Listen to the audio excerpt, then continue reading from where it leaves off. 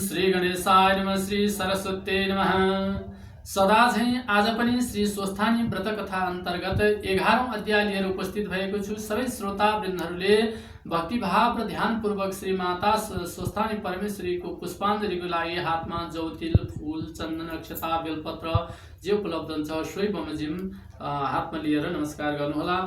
ओम यं ब्रह्मा वरुणेन्द्र रुद्रमरुतः स्तुन्वन्ति दिव्यैस्तवैः वेदैः साङ्गफलक्रमोपनिषदैर्गायन्ति यं सामगाः ध्यानावस्थित तद्गतेन मनसा पश्यन्ति यं योगिनो यस्यन्तं न विदुः सुरासुरगणा देवाय तस्मै नमः। श्रीमच्चन्दन चर्चितोज्ज्वलवपुः शुक्लाम्बरा मल्लिका मालालंकृतकुण्डला प्रविलसन्मुक्ता बलि शोभिता सर्वज्ञाननिदान पुस्तकधरा रुद्राक्षमालाकरा वाग्देवी वदनाम्बुजे वसतु मे त्रैलोक्यमाता चिरम्। मूकं करोति वाचालं पङ्गुं लङ्घयते गिरिं यत्कृपातमहं वन्दे परमानन्दमाधवम्। नमो भगवते तस्मै व्यासाय अमिततेजसे यस्य प्रसादात् वक्ष्यामि नारायण कथामिमाम्। नारायणं नमस्कृत्य नरं चैव नरोत्तमं देवीं सरस्वतीं व्यासं ततोऽञ्जयमुदीरयेत्। इमानि पुष्पाणि मनोहराणि सुरासुराणामपि दुर्लभानि कल्पतरुवाणि ध्रुवजानि तानि पुष्पाञ्जलिर्वेतु सुखाय नित्यं।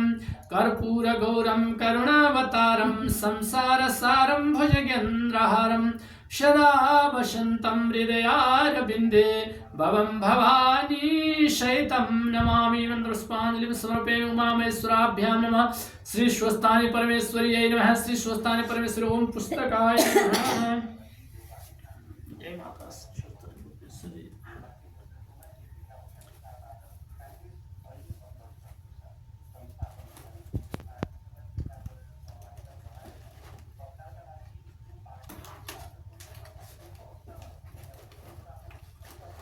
श्री गणेशाय नमः।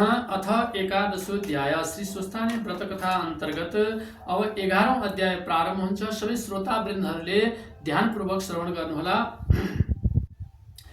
कुमारजी आज्ञा गर्नुहुन्छ हे अगस्त्य मुनि। त्यहाँ उपरान्त सतीदेवीको सम्पूर्ण अङ्ग पतन भएपछि श्री महादेवले चित्त दृढ गर्न नसकी हा सतीदेवी भनी भुइँमा परि मूर्छा भई फेरि चेष्टा भयो र सुस्केर हारी मनले सतीदेवीलाई सम्झी बौलाहा जस्तै भई जहाँ त्यहाँ फिर्न लागे।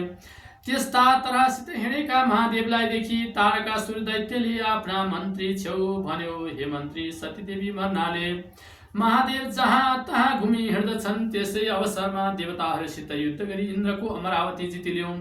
अब हामीलाई को के गर्न सक्ला। तारकासुरले जाउँ भनी सबै जो जति भएका हात्ती घोडा सेनाहरू अघि लगाई मन्त्री समेत भई लडाईँ गर्न भनी अमरावतीमा गए। तब इन्द्र डराई हे देवता हो अब यहाँ नबसौँ किनभने तारकासुर दैत्यलाई महादेवले वरदान दिनुभएको छ। त्यसलाई युद्ध गरी जित्नको सक्ला भागौँ भनी स्वर्गदेखि भागिए।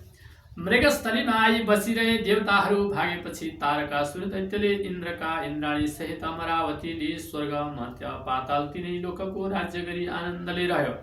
त्यहाँ उपरान्त महादेव पृथ्वी भ्रमण गर्दै मृगस्थलीमा आइपुग्नुभयो। महादेव आउनुभएको देवताहरूले देखेर साष्टाङ्ग प्रणाम गरी हे ईश्वर तपाईँ छेउ मृतक छैन आँखा उगारी हेर्नुहोस्। पापिष्ट तारकासुर दैत्यले इन्द्राणी सहित अमरावती लिई त्यसलाई हजुरबाट वरदान दिनुभएको हुनाले हामी इन्द्रादि देवताले युद्ध गर्न नसकी भागी यहाँ आई बसिरहेका छौँ। रक्षा गरी पापिष्ट तारकासुर दैत्यको नाश गर्नुहोस् भनी बिन्ती गरे। यति इन्द्रादि 33 कोटी देवताहरूले बिन्ती गरेको सुनि महादेवले आँखा उगारी हेर्नु भएर इन्द्रादि देवताहरूलाई देखि केही जवाफ नगरी सतीदेवीलाई नै सम्झी हा सती भनी त्यहाँदेखि पनि जानुभयो। महादेवले शोक गरेको यावत जीवात्मा जति प्राणी छन् कसैले पनि सहन सकेनन्। यस्तै तरहले महादेवले शोक गरी 100 वर्ष पर्वत र पृथ्वी भ्रमण गरी हिँड्दा भए। यति श्री स्कन्द पुराणे केदारखण्डे माघ महात्म्ये कुमार अगस्त्य संवादे श्री स्वस्थानी परमेश्वर्या व्रत कथायां इंद्रादि देवता मृगस्थले प्रवेशो नाम एकादशोऽध्यायः। अब फेरि पनि हामीले हातमा जौतिल फूल चन्दन अक्षता बेलपत्र जे उपलब्ध हुन्छ सोही बमोजिम माता स्वस्थानी परमेश्वरीको ध्यान गरौँ। ओम उपनयतु मंगलम वह सकल जगन मंगलालय श्रीमान दीनकर किरण निबोधित नवनलीन दल निवेक्षण कृष्ण काले वर्षतु पर्जन्या पृथिवी सस्यशालिनी देशोऽयं क्षोभरहितो ब्राह्मणाः सन्तु निर्भयाः अपुत्राः पुत्रिणः सन्तु पुत्रिणः सन्तु पौत्रिणः निर्धनाः सदनाः सन्तु जीवन्तु शरदां शतं तत्रैव गंगा यमुना च तत्र गोदावरी सिन्धु सरस्वती च तीर्थानि सर्वाणि वसन्ति तत्र यत्र च्युतोद्धारकथा प्रसंग या कुन्देन्दु तुषारहार धवला या शुभ्रवस्त्रावृता या वीणा वरदण्ड मंडितकरा या श्वेत पद्मासना या ब्रह्माच्युत शंकरा प्रभृतिर्देवैः सदा वन्दिता सा मां पातु सरस्वती भगवती